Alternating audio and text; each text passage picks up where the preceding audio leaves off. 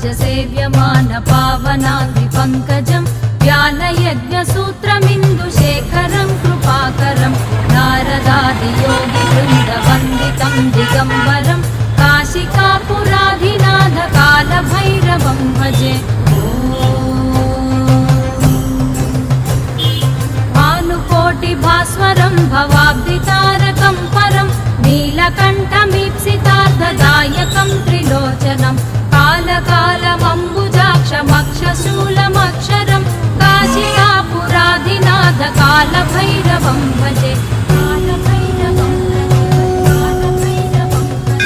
शूलटङ्कपाशदण्डपाणिमादिकारणं श्यामकायवादिदेवमक्षरं निरामयं भीमविक्रमं प्रभुं विचित्रताण्डवप्रियं काशिकापुराधिनाथ कालभैरवं भजे।